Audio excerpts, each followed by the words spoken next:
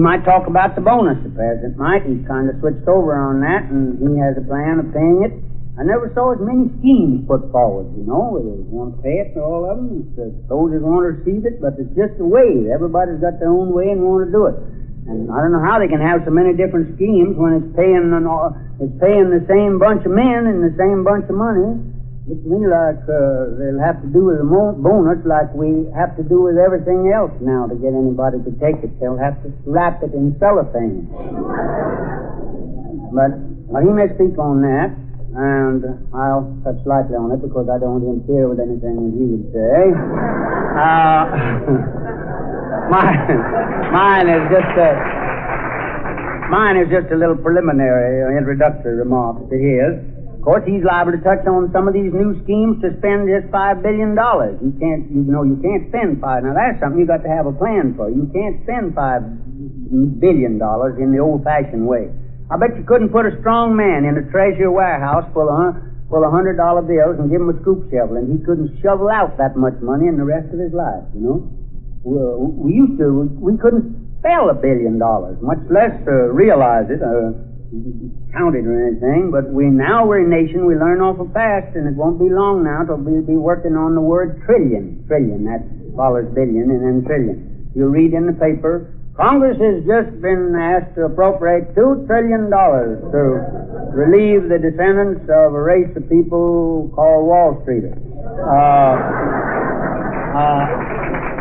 The paper will go further on to say, this is a worthy cause, and no doubt this small appropriation will be made, as these are descendants of a once proud race, and after all, they're wards of the government.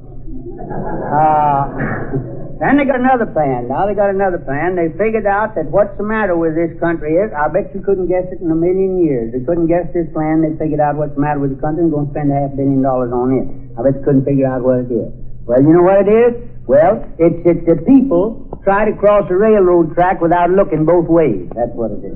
It's going to fix the grade crossing. That's what that is. Well, you say, the problem is to teach the people to look both ways. Drive up the track and look up and down, then cross. Well, that's exactly what's the matter with us, even when it don't apply to railroad trains. Everybody looked one way in 1928 and 29 around there. That's when the train hit all of us, remember? All these railroads, either with the top or under the bottom, and get that under there. They get that all down. Of course, I think it's a good plan. Mind you, I'm not against it. I think it's a fine plan. It'll give a lot of people work and do a lot of things, although I don't think it'll do everything that it's supposed to do. I don't think it'll save all the lives, because I think this grade crossing thing, you just rush right over the grade crossing and right on down to and get hit at the first intersection by a bus. That's what you'll do. See?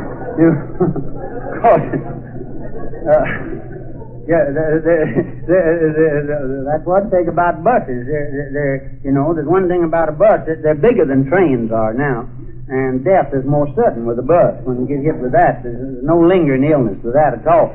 The buses come so much oftener than trains do anyhow, you know. A lot of times people have had to wait pretty near a day to get hit by a train, There's some so seldom, but buses are, there's so many of them where you can just get that pretty any time. And I bet you never did read, too, of a train ever hitting a car with just one person in it, just a driver in it. In fact, just one lone passenger, No, they just wait. They just wait till the car gets loaded, and then they hit everybody. And they do, wait a minute, I ain't through here.